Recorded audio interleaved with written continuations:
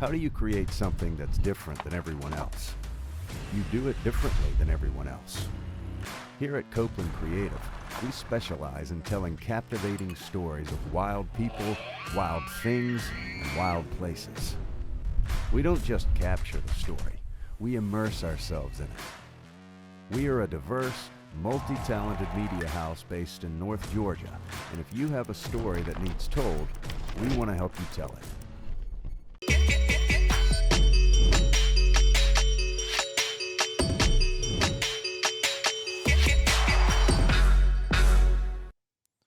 All right, welcome back to the Redneck Tech Podcast YouTube channel.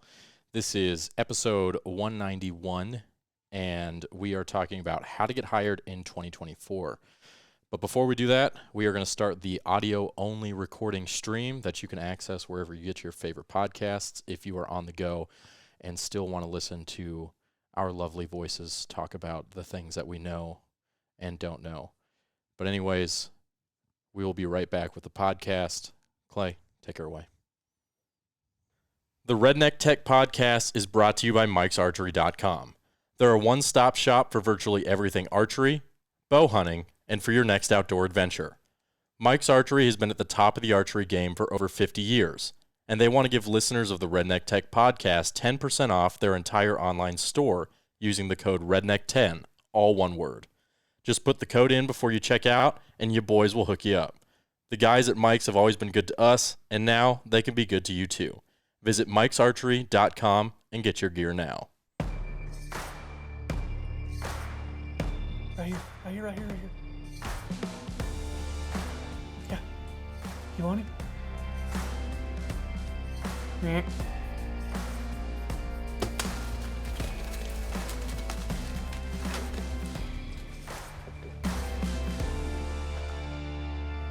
Welcome back to the Redneck Tech Podcast.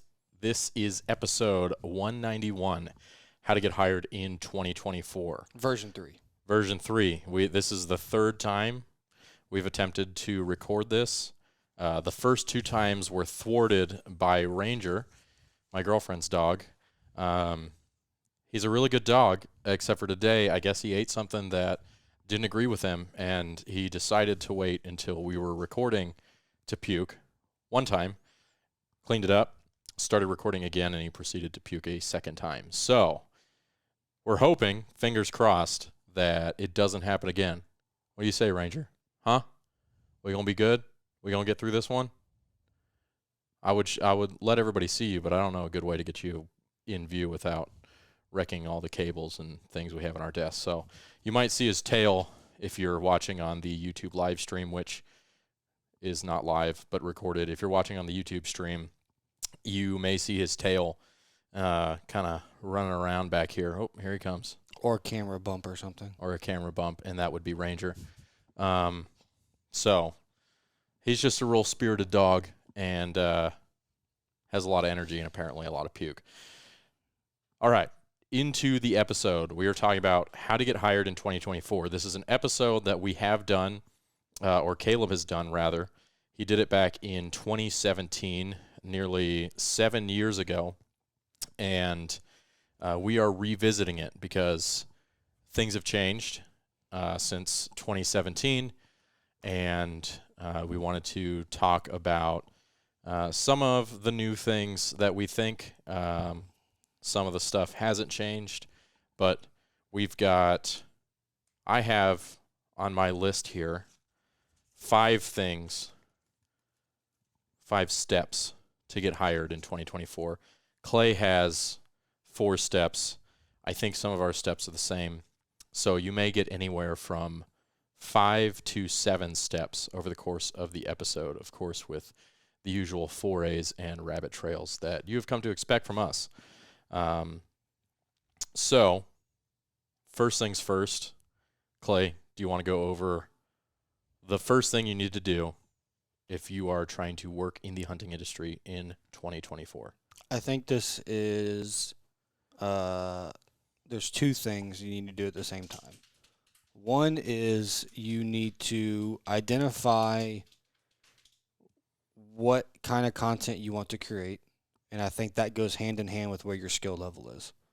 I think your skill level and your interests will help you decide what kind of content you want to make, whether that's social media imagery and reels, whether it's web content like YouTube videos of 100,000 different genres, whether that's reviews, how-to videos, things like that, whether it's a web show that goes on a streaming platform, whether it's TV or whether it's commercial work like TV commercials, brand commercials, release content, brand anthems, things like that. So I think those two hand in hand will help you decide which way you should and probably will go. Yeah, I think it's important to be honest with yourself about your skill level and the quality of content that you are currently producing. I can speak for everybody here at the office and a lot of creative professionals in saying that most of us are never at the level that we want to be at yet, and it's our job as... I'm pretty good, I'm not going to lie. Clay's topped out. Clay's at the max. If Clay is topped out, then Copeland Creative's in trouble. Clay, that's up to you whether or not you're tapped out, okay? It's our job as content professionals to always be leveling up, but at the same time, you have to understand the level at which you can work and the quality of content that you can provide in order to kind of properly go after the brands and price yourself and all that kind of stuff. But I think that you should always be looking to level up. And so just because you may be at level 1 now doesn't mean that you won't be at level 7 in a period of time if you work on it. Right. And I guess also, too, you need to no, we'll go. Well, that's next. Never mind. That'll be next. Sorry. Okay. Jumping ahead a little bit, Clay. Sorry. I like it. I like the enthusiasm. Sorry. I like it. Usually, Clay, you sit off to the side like a neglected child.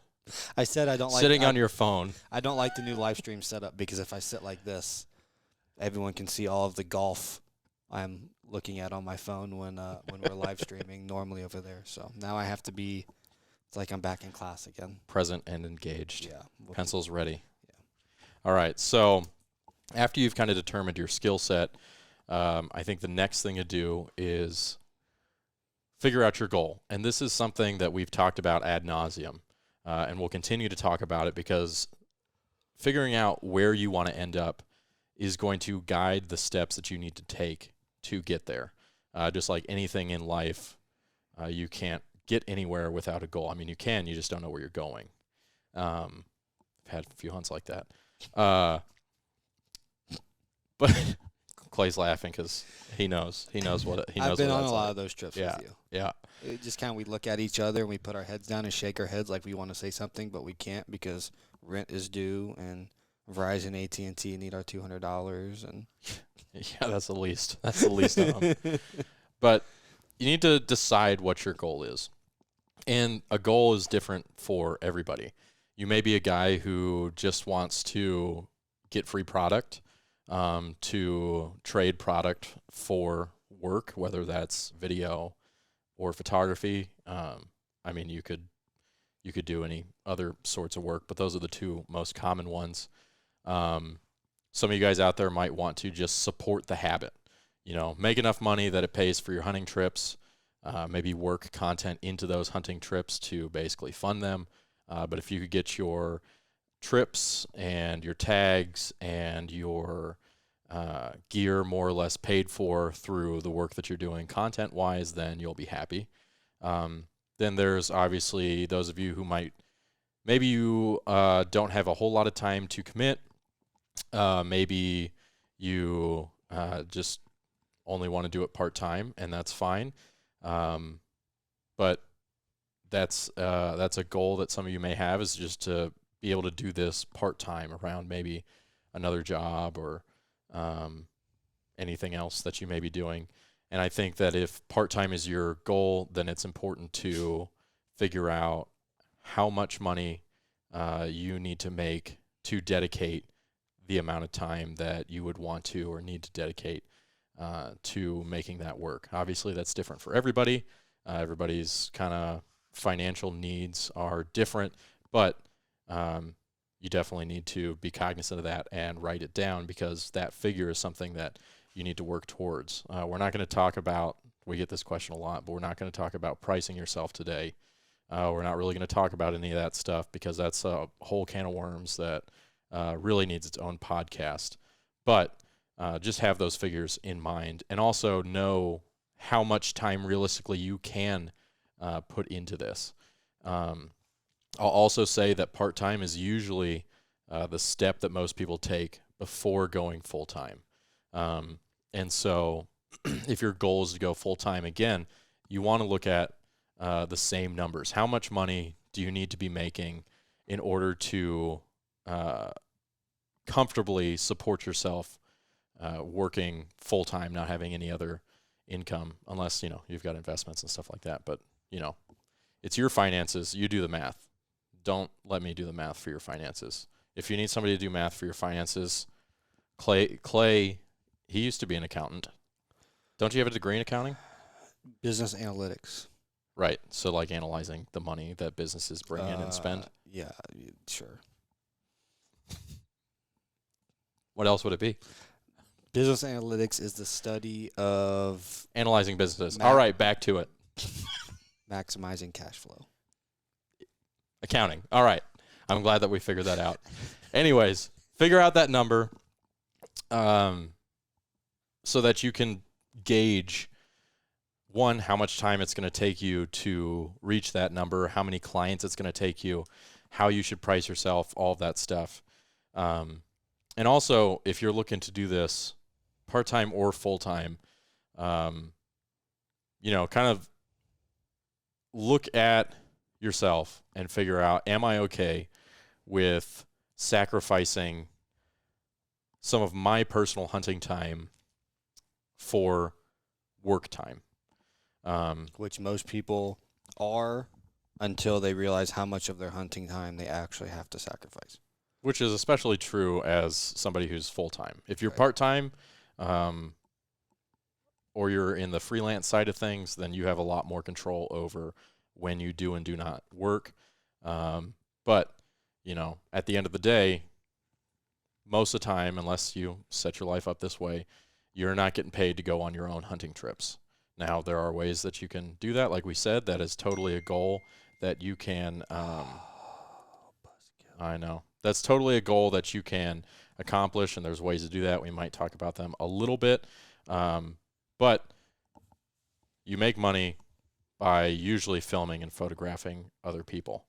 And that means that you probably have a camera in your hand while they have a weapon in their hand, and at the most prime times of the season in arguably some of the best locations. So there's a trade-off there. You get to go on a lot of cool hunts. You get to hang out with a lot of cool people, and you don't have to pay to go on those hunts, but you don't get to bring anything back from the hunt except for good memories and content.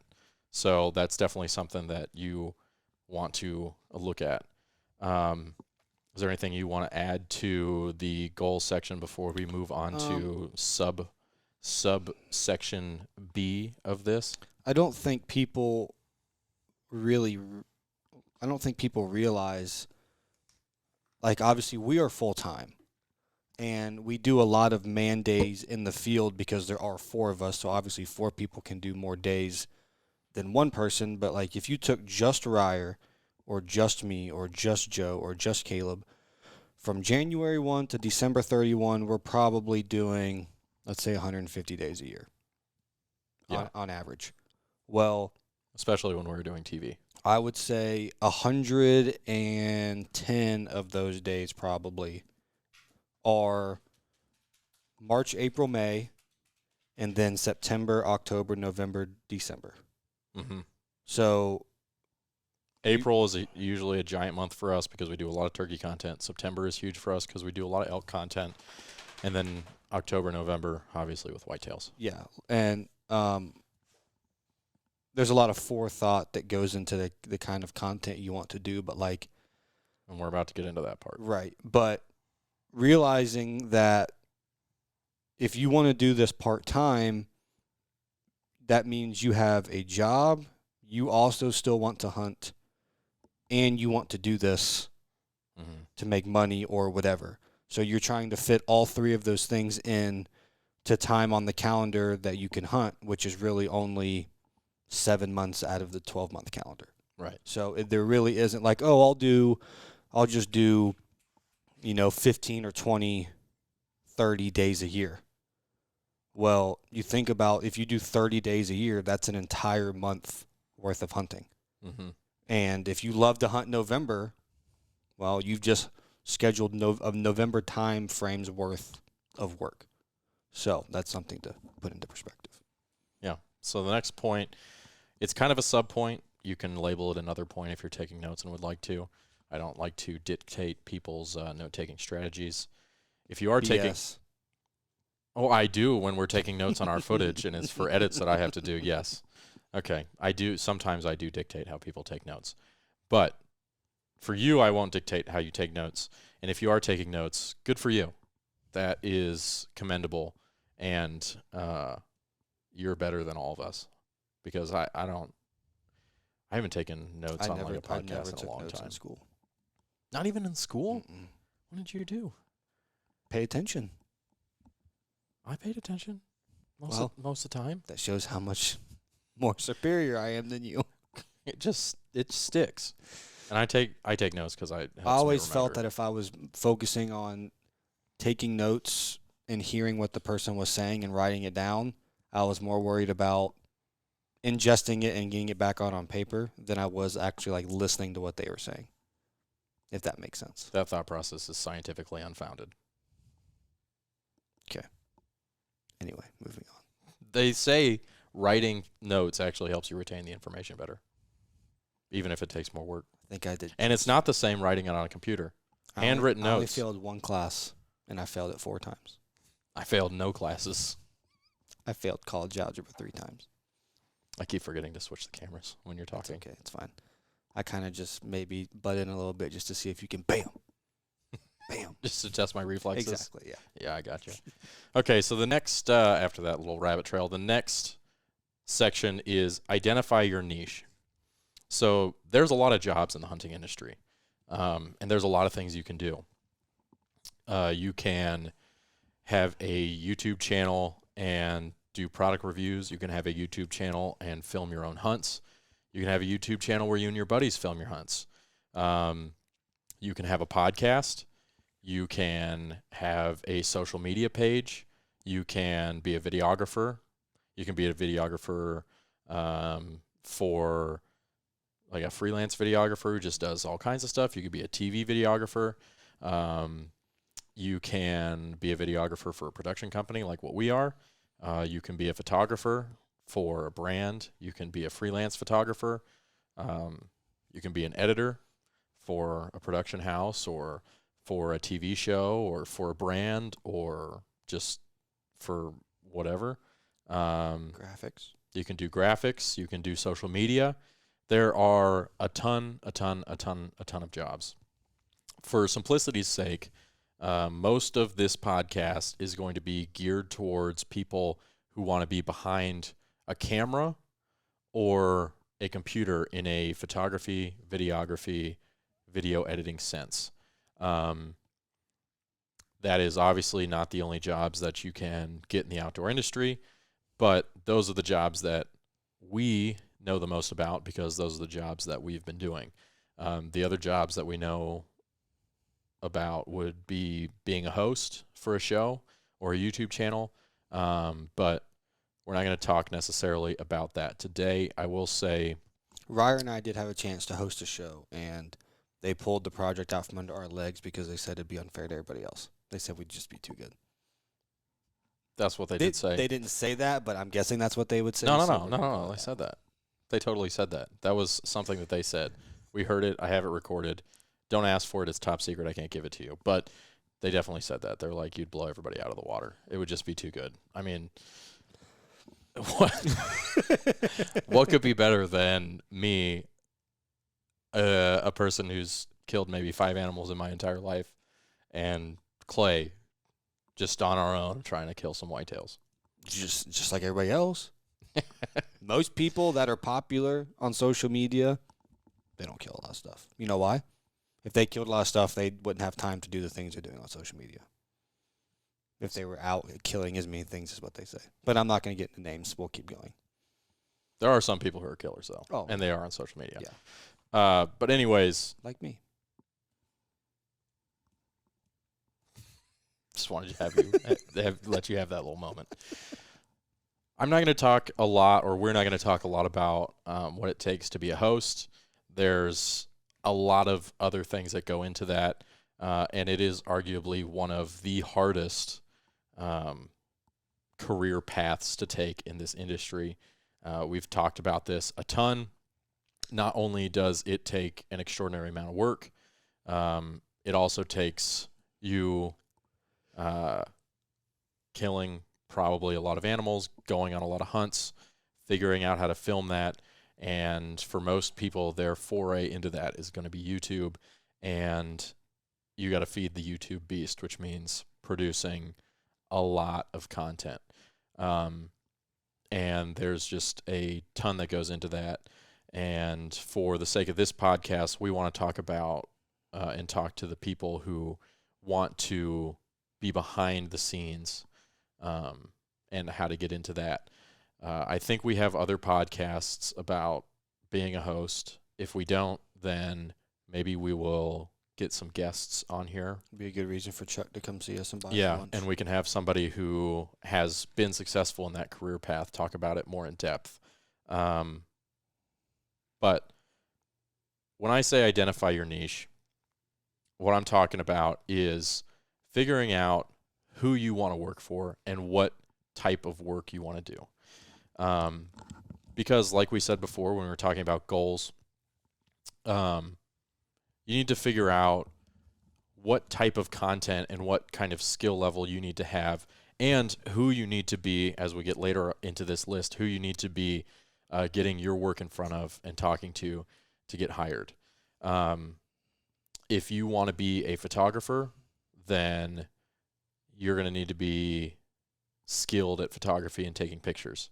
If you want to be a videographer, that's a whole different skill set, and you got to know how to run a video camera. If you want to be a video editor, again, a whole separate skill set, and you need to know how to edit. Further than that, if you want to work for a TV show or a production house, the level of skill that you're going to need in any of these arenas, whether it's photography or videography or video editing or graphics, is probably going to be at a higher level than if you were doing freelance work or YouTube work. Not to say that there's not people doing freelance work and YouTube work that aren't equally talented to us. It's just that in order to get a production company or a TV show to go, oh man, that guy's good, you got to be pretty good. The same thing with photography. If you're trying to do brand photography, one, there is a ton of competition, and there are some giants in the photography space that, I mean, you're not going to beat yet. I don't want to say photography is easier than video because they each are their own animal in themselves, but a lot of people kind of gravitate towards photography in the beginning because a lot of the principles of photography translate into video just on a motion basis, generally speaking. And a lot of people, once they get those down, they just kind of stay there. And they're like, oh, I'll just move on to video later on. And then they get really good at photography, and they're like, I have this whole gig going on. I don't need to add something to it to complicate it. Yeah.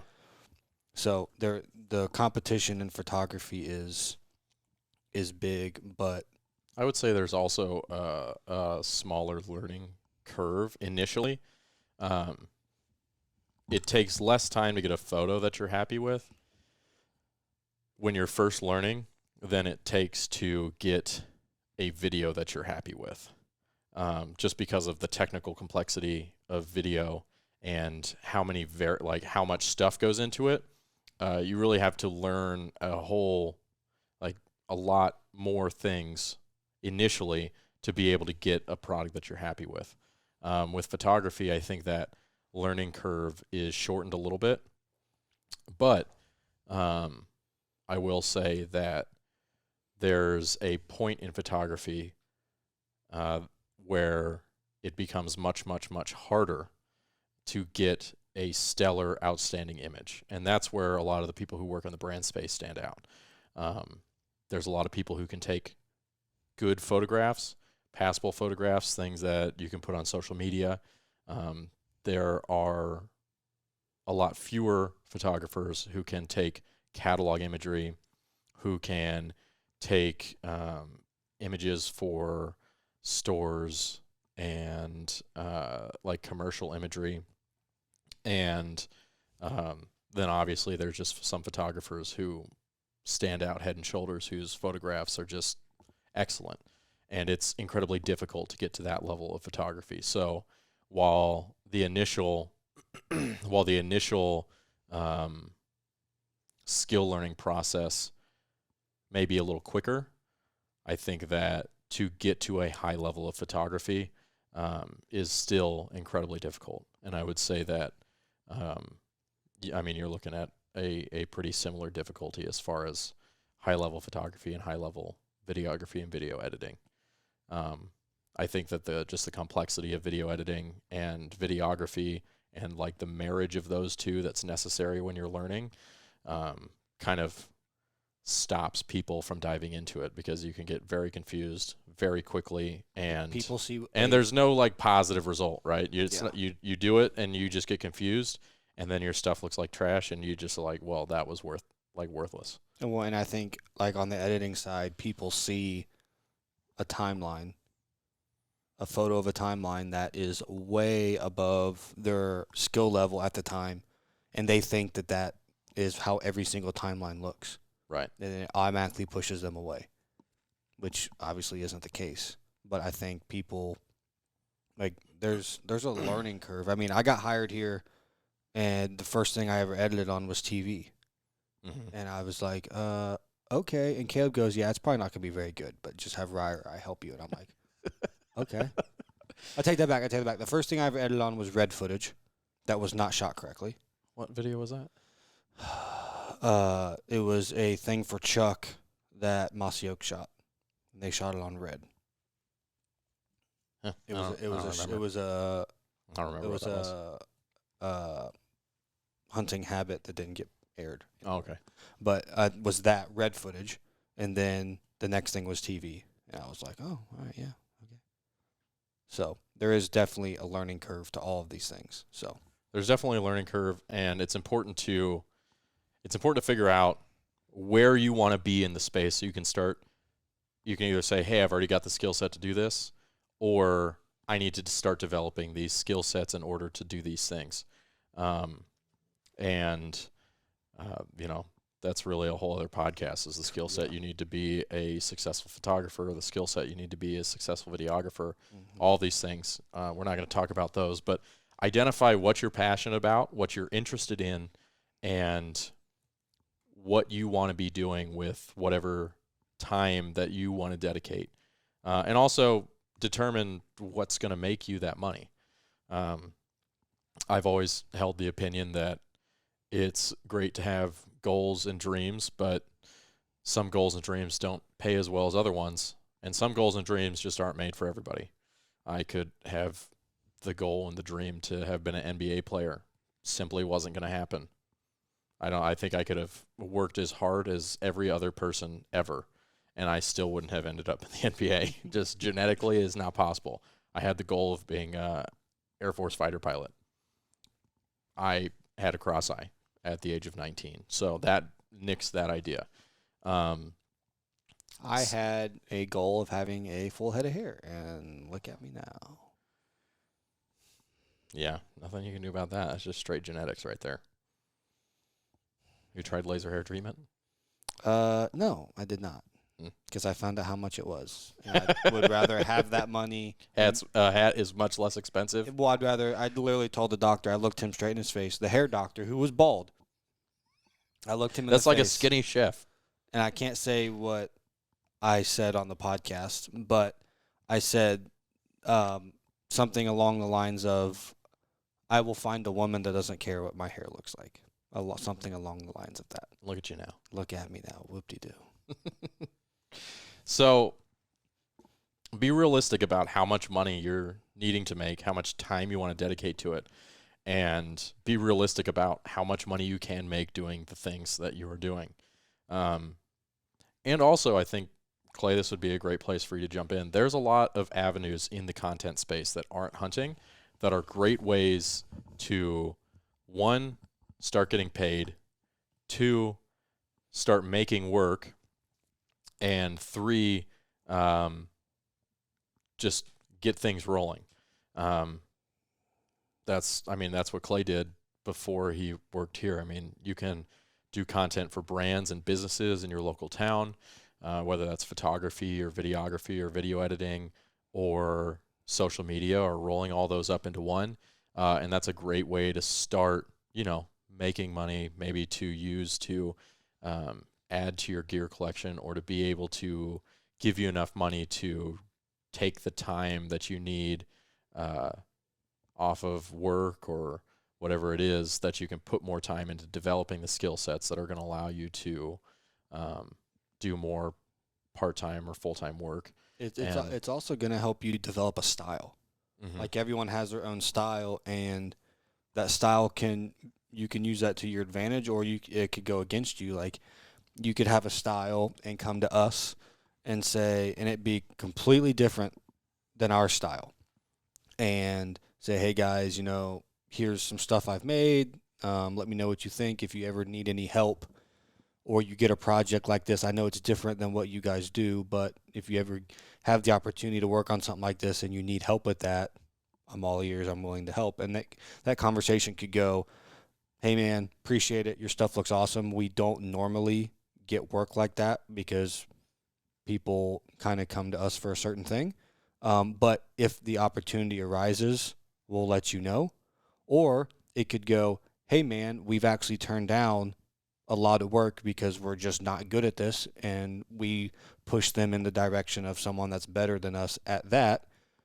Maybe it could be a conversation where we work with you on those things and kind of team up on it, and it benefits everybody. So it could go one or two ways. But identifying your style and then going after clients or production companies or companies that fit that style is really what I would recommend. Like, if you have a super dark, contrasty, moody, I guess dark, I don't want to say goth, but like dark type style, like, that's not what Yeti is.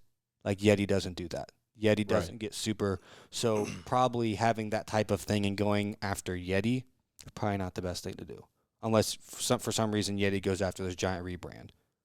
Or if you have a super southern rock country type style, it's not really a Sitka type style that they like to associate with. So making sure you're going after the right people that fit your style is gonna put the odds in your favor a bit more too. Yeah, you've segued perfectly into the next point, Clay. You're welcome. Which is, and say it with me, folks, shoot and edit. That is, I have it on my list as number 2. I think at this point it's like number 3. But once you have figured out your goals, once you've identified your niche, and maybe figured out the type of content that you would like to be creating, the next part in the process is to be creating that type of content. I think a lot of times people want to sit back and wait for somebody to give them the opportunity to start creating content. But the reality is you're not going to get that opportunity unless you can show that you have the potential or can make work like that already. So you need to be creating work that is going to appeal to the people, the brands, the businesses, the whatever it is that you're looking to work for or with. And also to develop your skills. If your skill set is not to the point where you are able to achieve your goal because you're just not going to get paid enough or get enough work yet, then the solution to that is to independently go shoot and edit and repeat, whether it's shooting and editing photography, shooting and editing video, or just shooting video, or just editing video, whatever it may be. You need to be doing that thing. And you need to be gearing what you're shooting, what you're editing, what type of content you're creating for the type of work that you want to be doing. You kind of have to practice how you play, and that's how you develop your skill sets. And we've harped on that a lot, but that's really the best way to get better in this industry. And I would say that as a company, we are kind of in that little hole right now where we have these 3 or 4 ideas or pilots out that we are trying to use to help diversify our portfolio of clients that we want to work with and can work with, and we're more than capable of working with them. But I feel like, you feel like, Joe feels like, Caleb definitely feels like the people hear the name Copeland Creative and they automatically push us into this corner of content where we're more than capable of doing way more than the corner we're pushed in, but because we get pushed in that corner so much, we constantly get those clients, or I don't want to say those clients, that's completely wrong, that style of content request, and doesn't give us the ability to move outside of that. And we're hoping that the North Georgia project helps with that. The one with Ellsworth works with that. I think it's a big reason why we struggle to get in the fishing industry, is we just need that one person to tell us, yes, you can do this project. And then after that, things will start rolling in. I think the stuff with Bergara has been a great step in that direction. Yes, absolutely. Yeah. And being able to really dive into the films and the series that we've been able to do with them has definitely been like a great step in the direction. And I think you bring up a great point, is that we know our potential, and I say we as a collective, right? You guys are included in the we. We have to be honest about the level of work that we create as creators, obviously.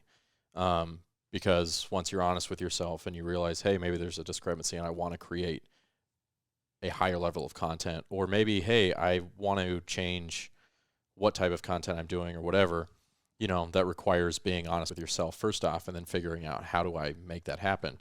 But secondly, even though we know our potential and we know that we could accomplish this, or that you could accomplish this, if you don't have the evidence that you have accomplished something similar,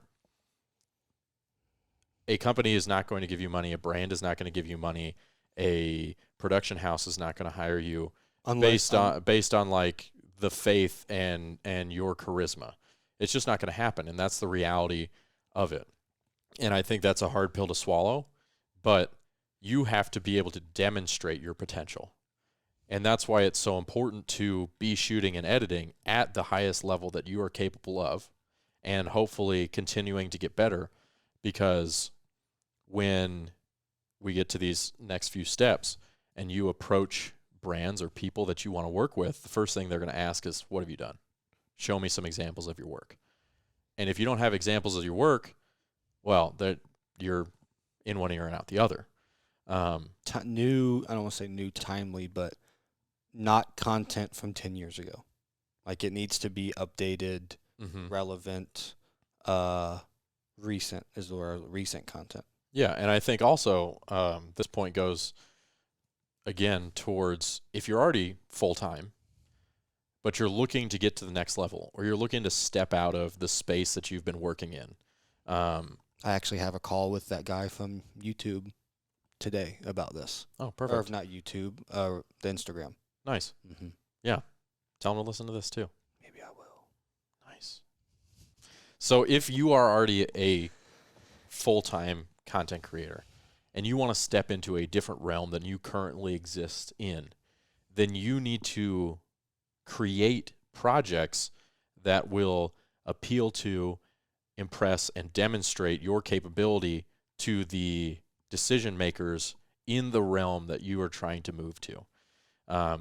Like Clay said, we've largely been a TV show company for a long period of time. I mean, that was our bread and butter, was hunting TV shows. And we have wanted to get more into the docuseries space, more into the brand anthem, brand film space, and kind of move in that direction. But even as many TV shows as we've done, as many web shows as we've done, as many other projects that we have done, we haven't done as many projects that are in those spaces, or we hadn't. That is obviously changing, and it has been changing for the past year with, like I said, some of the companies that we have been fortunate enough to work with and who have given us the shot. But the 2 or 3 pilots that we have out right now are a great example of, I think, us putting our money where our mouth is. It doesn't matter how good you are in this industry, or how good you are in another industry. If you're trying to move into a new section, into a new realm, or do a new thing, you have to be able to demonstrate that you're capable of doing that new thing. And that demonstration often comes down to you doing, in the video world, what are called spec pieces or pilots. The UNG softball pilot or spec piece that we just did was exactly that.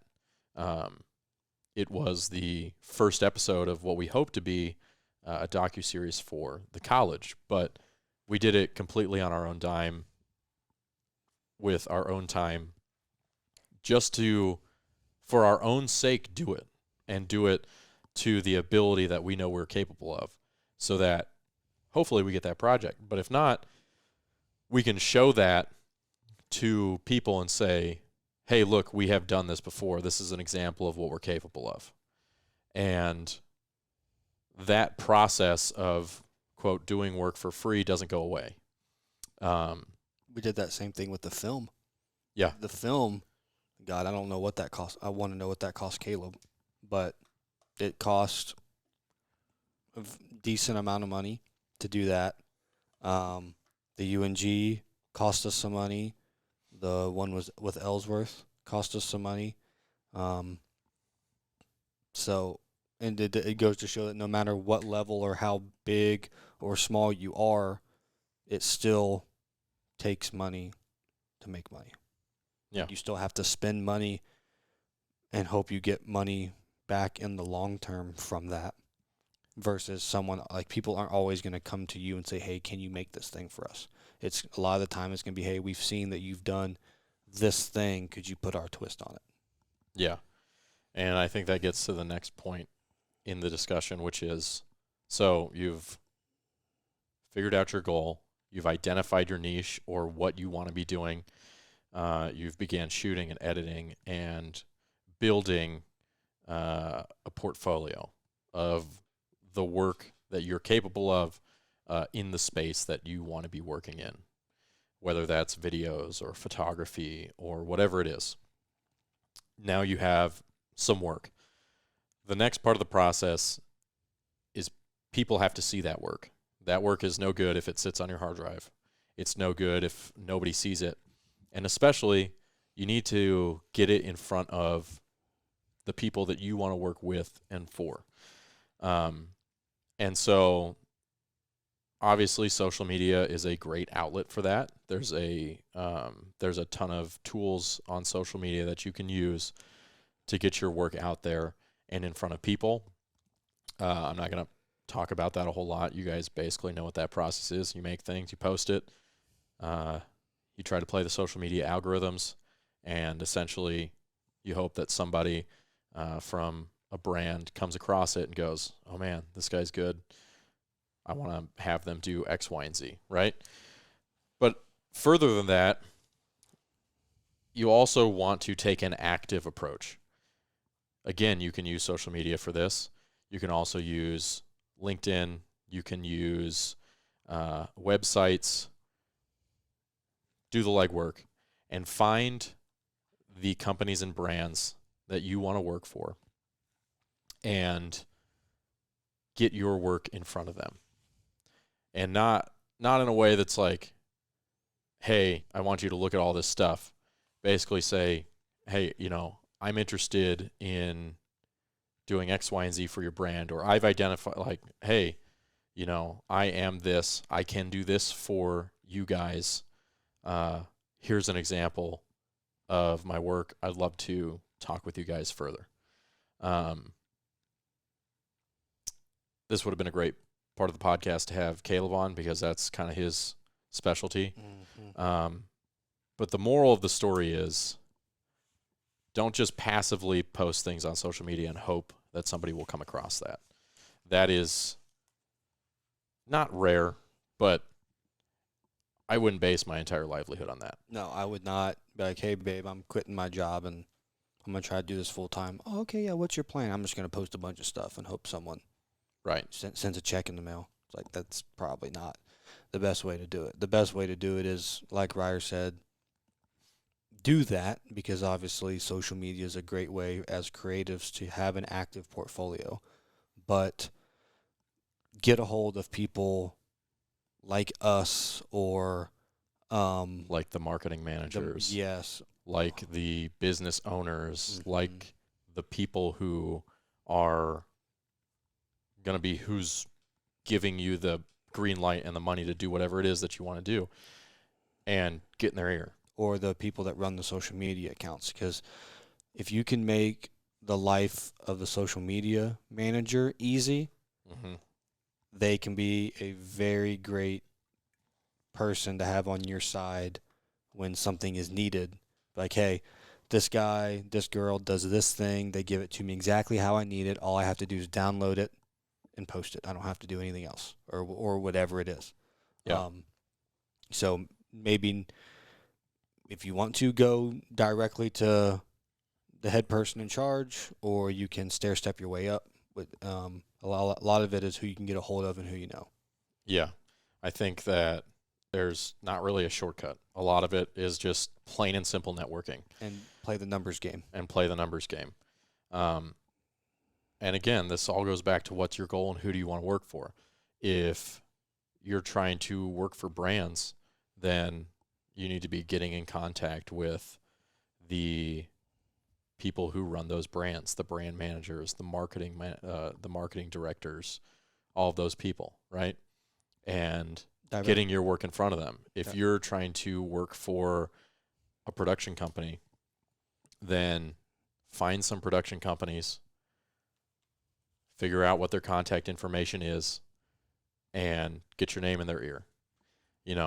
I will say that sometimes you may send out all these emails or direct messages on Instagram or LinkedIn or wherever, and it may not be immediately fruitful, right? We may have somebody say, hey, here's a portfolio of my work. I'm a freelance editor. I specialize in this, that, and the other thing. I'd love to work with you guys if you have projects or have a conversation with you guys about it. And, some of the times we just don't have projects that we need the additional help on. But if you've sent a portfolio and maybe we've had a conversation, whatever it may be, and we've seen your name, I'm pretty sure Caleb keeps a list on his computer of potential freelance people, whether it's for videography, whether it's for photography, whether it's for editing, whatever. Graphics. I mean, we have a lot of graphics guys on our list. Yeah. And so it may not be like, oh, yeah, we've got a project right now. But later on down the line, we may get a project and go, oh, we need some manpower. We need some help with this, or, hey, this guy has a really unique skill set that would cater perfectly for what we're trying to do. And then your name comes to mind and we go, hey, why don't we reach out to this guy? And I think that that's the same for anything. Well, that's what happened with the Bergara stuff. Dakota is the Bergara brand manager. And Bergara is owned by BPI that has CVA, Bergara, Powerbelt bullets, Quake gunslings. And Caleb was actually in camp. We started doing content for Bergara 3 years ago. I think it was 5 years before that. He was in a hunting camp with another client, and Dakota was there. And they started talking. Caleb is big on follow-up emails. He sends an email once a month or once every 2 or 3 months to the same 30, 40 list of people that he has. And about a week after, or 5 years after this trip, Caleb was doing his follow-up email with Dakota. Hey, man, how's it going? If you ever need any help, you know, we're right around the corner, blah, blah, blah, blah, blah. And here we are 3 years later. Basically, we have our hands on a lot of Bergara and CVA content. So I mean that was a 5-year thing. I won't say we were waiting around for that because we weren't, but it was something that the initial contact was made 5 years ago. Well, and the another segue, Clay. Another segue. Look at this. And we took an opportunity. Correct. The first work that we did for them was a project that had a very short deadline and needed to be accomplished fairly quickly. Was that the barrel video? I don't remember 100% which video it was, but essentially they needed somebody to like step in and make it happen. And the timeline to do it was very quick. And, you know, Caleb said, they contacted Caleb and he said, hey, we've got this thing that needs accomplished. We don't have a whole lot of time to do it. It's going to be X, Y, and Z. Are you guys up for it? And that was our opportunity. And had we said, no, oh, that's not enough time, we just whatever. We made it happen. Yeah. Whatever litany of excuses or reasons that we couldn't have done it, whether they're legitimate or not, had we not said yes to that opportunity, we would not be sitting here 2 years later with the relationship that we have with them now and doing the amount of work that we do for them now. And that's my last point, is take the opportunities. Because if you get your name in front of people, if you get your work in front of people, the right people, okay, not just the masses of social media, the decision makers, the check writers, the people who make things go on the media side of these companies, eventually, assuming you're doing good enough work and assuming you're doing the legwork to find the people to talk to and get your work in front of, eventually you will get opportunities. And you have to, and Caleb said this, we've done whole podcasts about this, you have to be able to say yes. You have to be willing to say yes. And sometimes saying yes is scary. I mean, I think regularly we say yes to things and go, all right, now we got to figure out how to accomplish that. And that doesn't stop, you know, as you get better. You should always be seeking to challenge yourself creatively and find projects that push you as a creative. If you're just doing the same thing day in and day out, you're not going to get better.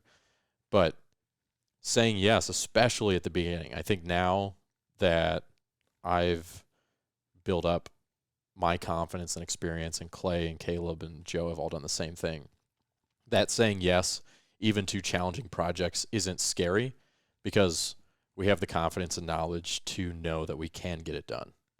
But when you're first starting out, you may not have that confidence yet. And so the saying yes can be a very scary thing to do. And your first instinct may be like, no, that's too hard. No, I can't accomplish it, like whatever it is. But you have to be willing to take the risk, to take the jump, to push yourself, and to take the opportunities as they come to you. And if this is something that you're looking to do, you have to, in some kind of way, set yourself up to be ready for the opportunities when they present themselves to you. I know that in the past, when we were doing a lot of TV shows, we would have people come to us and want us to do this project or the other project. And there was a lot of times that we had to say no because we didn't have the manpower to accomplish those while we were spending the amount of time that we were spending on the TV shows. TV shows are incredibly manpower intensive. And, you know, it sucks to have to say no to an opportunity because it's not in your schedule, you know? And as we were trying to figure out, hey, how do we move into these new spaces? The first thing you do is, okay, we need to free up time to be able to say yes to these opportunities when they present themselves. Ranger is having a hell of a time down there under the table. And so we as a company had to figure out how to do that. And so you as an individual have to do the same thing. You know, more likely than not, I feel like the opportunities that the world and life throws at you do not come to you at opportune times. They don't ever come to you when you're like, oh yeah, I'm perfectly ready and able to do this thing, right? It seems like they always come to you where there is some obstacle that could stop you from taking that opportunity. But you have to pass over that obstacle and take that opportunity. You know, maybe you've got an awesome elk tag, right? And you've had this hunt scheduled. But the brand that you've been wanting to work for 3 years calls you up and says, hey, we just had a photographer get Ebola, and we need somebody. That escalated quickly.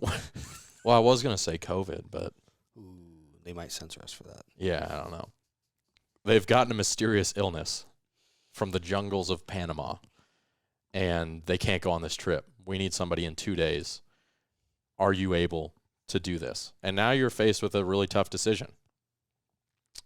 Are you going to take that opportunity and sacrifice your hunt and your hunting time?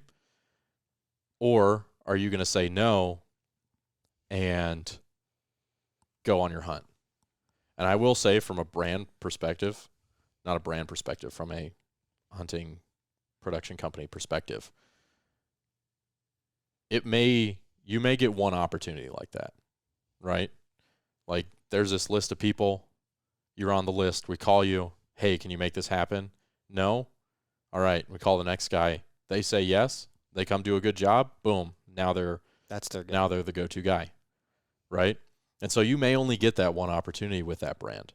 It's not to say you won't get other opportunities from other brands or at other times, but you have to be willing and able to take the opportunities as they come to you. You don't know when they're going to come to you, and there's always going to be a reason why you can't take that opportunity.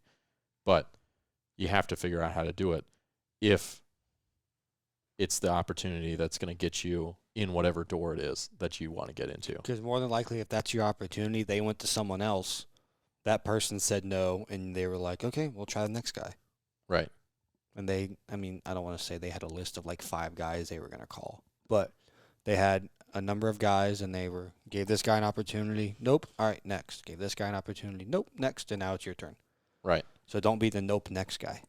Yeah, and it's the same. I mean, this industry is not different, and most things in life are. The reason why people love sports is because sports are a great analogy for how life works, right? You got somebody in whatever level of football who Football or football? Or you can go baseball. You can No, go no, golf. I'm asking if you're talking about football or if you're talking about football. If I was talking about football, I would have said that. Okay, sorry. I actually would have said soccer. Okay. Living here and not being of any other descent other than American. But you've got somebody who's been waiting on the sideline for their opportunity. The guy in front of them gets hurt. You know, now's their opportunity.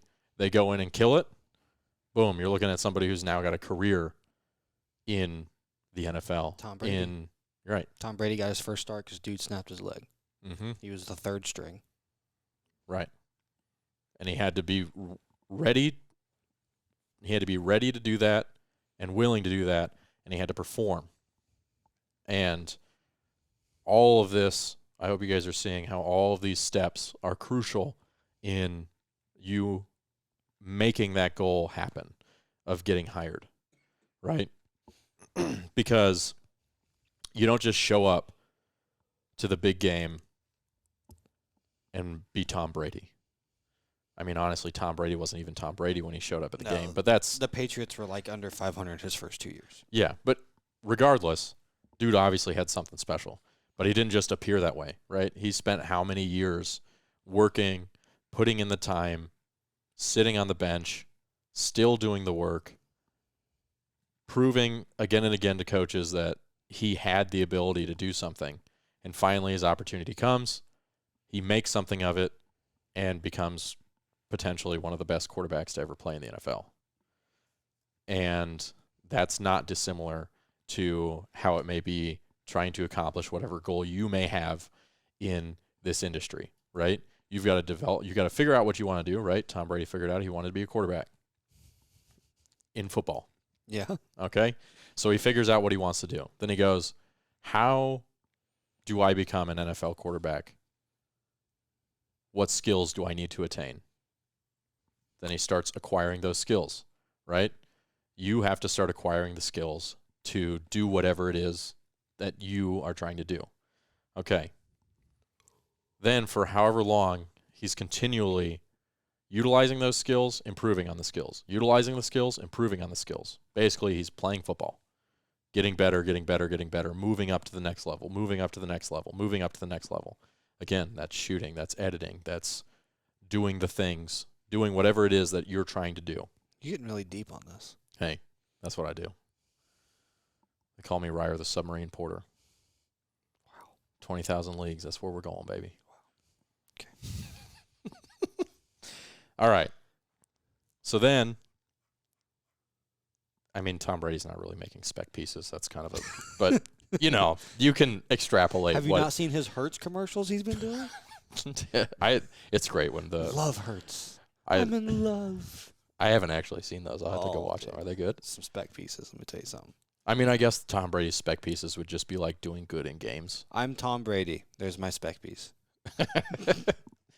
Anyways, your spec pieces that you're shooting and editing are essentially your stats from playing that coaches would look at, brand managers can look at. We're getting this? Okay. Then, obviously, he's getting his playing in front of people. They're seeing him play, and eventually somebody decides to draft him, put him on the third string, right? He's now on the list. He's not the starting guy, but he's on the list. Then eventually he gets his opportunity, and he capitalizes on it because of all the work that he's put in on the front end. And then he wins a Super Bowl.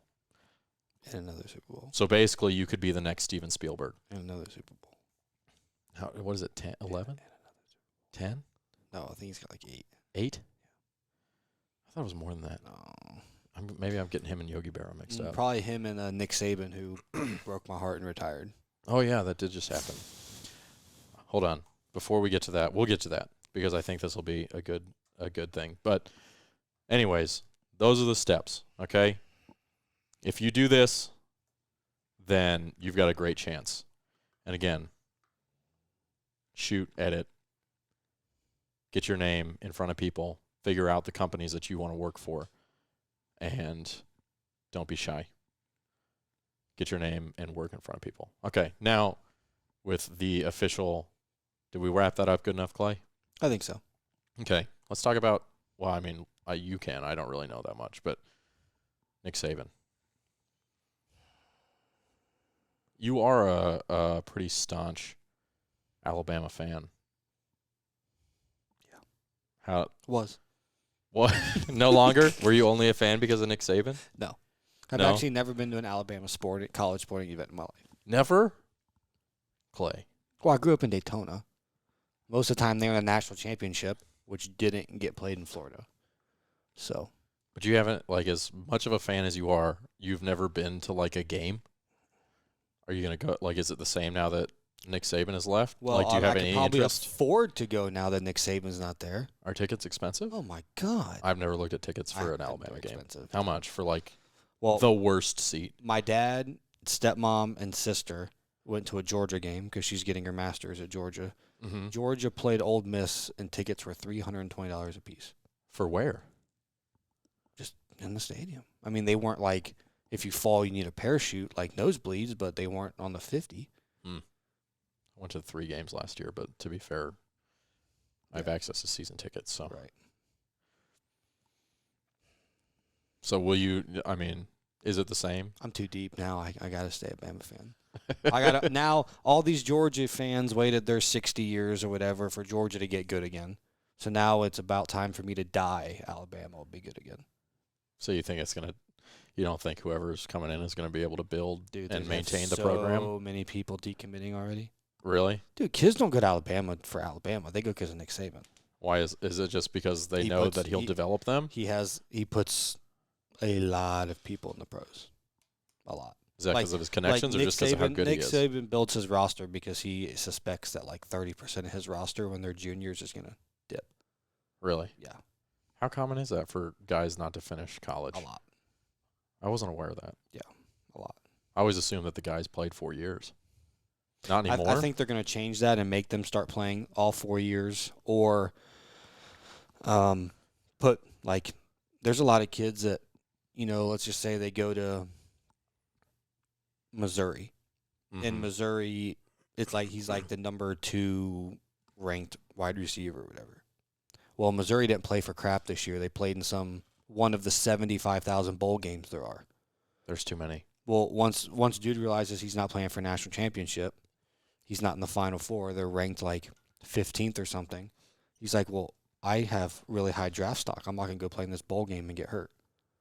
That's why Mm. Georgia beat the crap out of FSU. Georgia would have won anyways, but Georgia was number 6, FSU was number 5, and like half of FSU's starting roster just didn't play because they're going pro. And they're like, well, we're not going to play Georgia and get hurt. That's fair. So then they had a bunch of freshmen and sophomores play. They had their 3rd-string quarterback playing because their 2nd-string quarterback thinks he's going to go in the NFL, which he might. I don't know. I don't work for ESPN. But Would you? no. Would you be a golf analyst?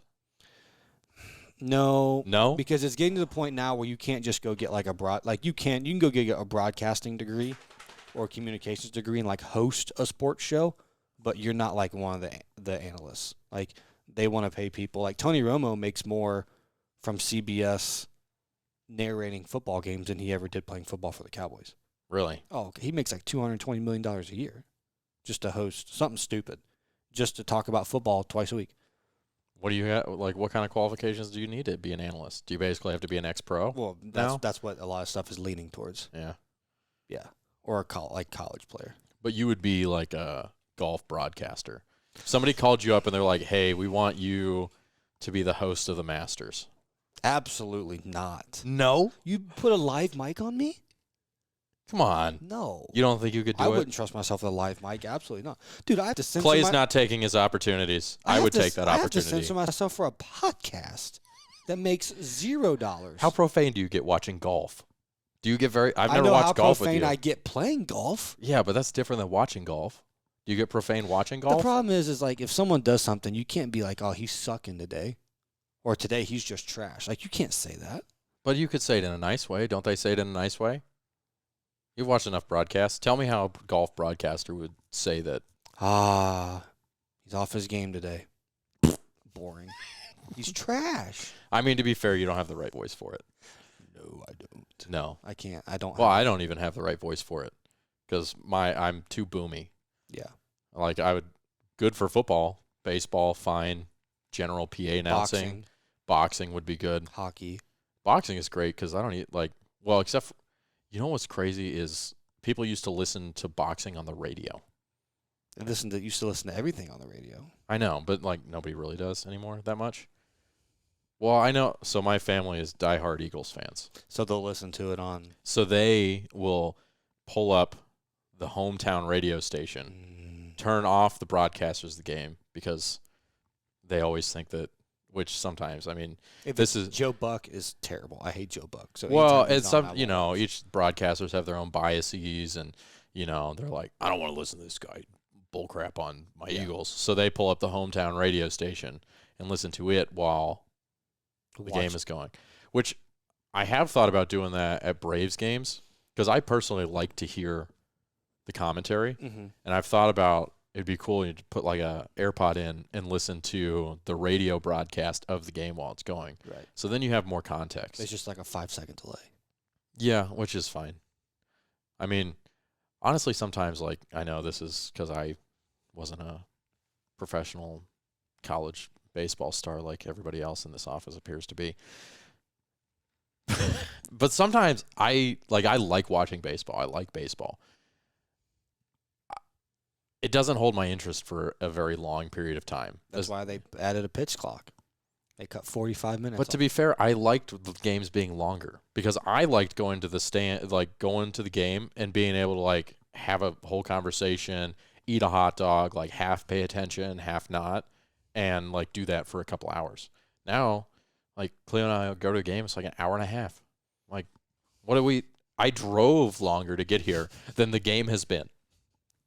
It's upsetting. Like I would rather it be, I mean, to be fair, I watch cycling, which is 6 hours, 7 hours. Over how many days? Depends on what race, but Yeah. the tour is like 21. It's like 3 weeks. I think there's 21 stages. Yeah.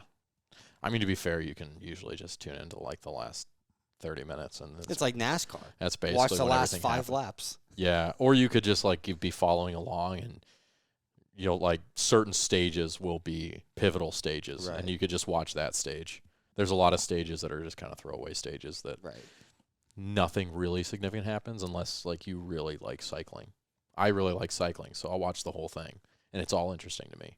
But if somebody doesn't like cycling, like you could, like Joe came over last year during Mm-hmm. the tour, and we were watching it, and I basically was like, okay, so here's the lead guy, here's a secondary guy. There's a time gap of this much. This is a pivotal stage. If this guy beats this guy, then depending on how much, he may take over the Tour de France. And so then it's like, okay, the stakes are real. But for a lot of the stages, it's like those two guys aren't even competing against each other in that I stage. don't watch baseball anymore. No? I got a buddy. I'll watch some college baseball. Like I like watching the College World Series. But I got a buddy that plays for the Orioles, starting out for the Orioles.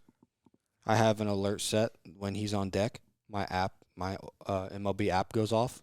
He's on deck. I turn the game on. When his at bat's over, I turn it off. You don't want to go watch him field? I watch him. Like I went and watched him play in Atlanta this year. Taylor and my sister and I went. You just care to see him bat, really? Well, you can't really watch him field unless they hit the ball to him. Well, yeah, I know. So I know you And wouldn't if he get an does alert. something awesome, it'll be all over the internet next day anyways. Like if he robs a home run or makes a diving catch, it'll be on the Orioles Instagram anyways. So like, That's true. so he never did me any favors. He's gotten you into some games, hasn't he? One. It's- He's coming to the wedding, so it's all right, I guess. Yeah, I mean, that's cool. I filmed his wedding. Nice.